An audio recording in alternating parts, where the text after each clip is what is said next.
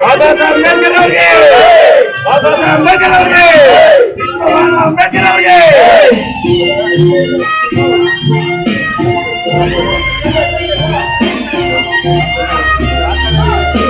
ಜೈ ಭೀಮ್. ಏನಿವತ್ತು ಕೋಲಾರ ಜಿಲ್ಲಾಡಳಿತ ವತಿಯಿಂದ ಬಾಬಾ ಸಾಹೇಬ್ ಅಂಬೇಡ್ಕರ್ 135ನೇ ದಿನದ ಅದ್ದೂರಿಯಾಗಿ ಹಬ್ಬ ಮಾಡವ್ರೆ. ಬಹಳ ಸಂತೋಷ ಆಗ್ತದೆ. ಇವತ್ತು ಅದೇ ಸಂದರ್ಭದಲ್ಲಿ ಕರ್ನಾಟಕ ದಲಿತ ಸೇನೆ ಕಚೇರಿ ಮುಂದೆ ವರ್ಷ ಕೂಡ ನಾವು ಇದೇ ತರ ಹಬ್ಬ ಮಾಡ್ತಾ ಇದ್ದೀವಿ. ಇವತ್ತು ವಿಶೇಷವಾಗಿ ಏನಪ್ಪಾ ಅಂದ್ರೆ PUC ಮಕ್ಕಳಿಗೆ ಒಂದು ಸನ್ಮಾನ ಕೂಡ ಮಾಡಿದ್ದೀವಿ. ನಾವು 3 ಜನ ಹೆಣ್ಣು ಮಕ್ಕಳಿಗೆ ಸನ್ಮಾನ ಕೂಡ ಮಾಡಿದ್ವಿ PUC ಮಕ್ಕಳಿಗೆ. ಅದರಲ್ಲಿ ಕೂಡ ನಮ್ಮ MP ಅವರು, ಮಾಜಿ MP ಅವರು ಮತ್ತೆ CM ಶ್ರೀನಾಥ್ ಅವರು ಬಂದು ಈ ಕಾರ್ಯಕ್ರಮ ಅಚ್ಚುಕಟ್ಟಾಗಿ ನಡೆಸ್ಕೊಟ್ಟವ್ರೆ.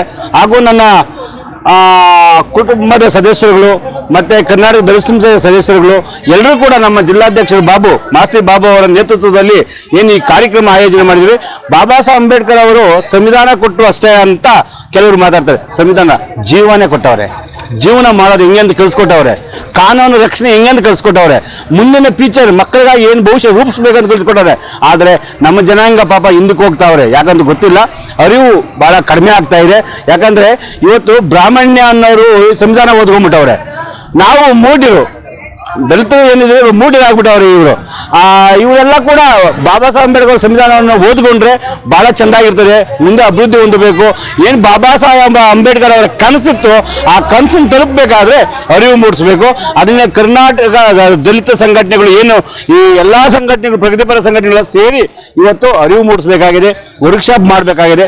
ಬಾಬಾ ಸಾಹೇಬ್ ಅಂಬೇಡ್ಕರ್ ಅವರು ನಿರಂತರವಾಗಿ ನಮ್ಮ ಜೊತೆಯಲ್ಲಿ ಜೀವನ ಪೂರ್ತಿ ಸಾಗೋದ್ರಿಂದ ನಾವು ಅಚ್ಚುಕಟ್ಟಾಗಿ ಶಿಸ್ತುಬದ್ಧವಾಗಿ ಈ ಅಂಬೇಡ್ಕರ್ ಜಯಂತಿ ಆಗ್ಬೋದು, ಸಂವಿಧಾನ ದಿನಾಚರಣೆ ಆಗ್ಬೋದು, ಗಣರಾಜ್ಯ ದಿನಾಚರಣೆ, ಅದು ಸಂವಿಧಾನ ಇದ್ದರೆ ಮಾತ್ರ ಎಲ್ಲ ರಾಜ್ಯದಲ್ಲಿ ಕೂಡ ಎಲ್ಲ ಕಾನೂನು ಸುವ್ಯವಸ್ಥೆ ಕಾಪಾಡಬೇಕಾಗ್ತದೆ.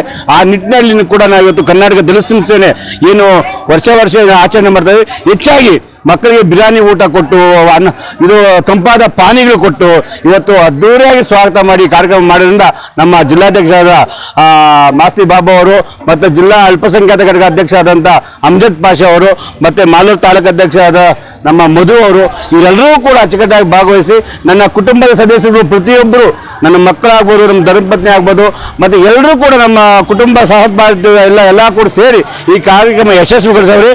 ಇದೇ ರೀತಿ ಮುಂದೆ ಕೂಡ ನಾವು ಸಾಗಬೇಕಾಗ್ತದೆ, ಒಗ್ಗಟ್ಟು ಪ್ರದರ್ಶನ ಮಾಡಬೇಕಾಗ್ತದೆ. ಎಲ್ರಿಗೂ ಒಳ್ಳೆಯದಾಗಲಿ. ಜೈ ಭೀಮ್, ಜೈ ಭಾರತ್.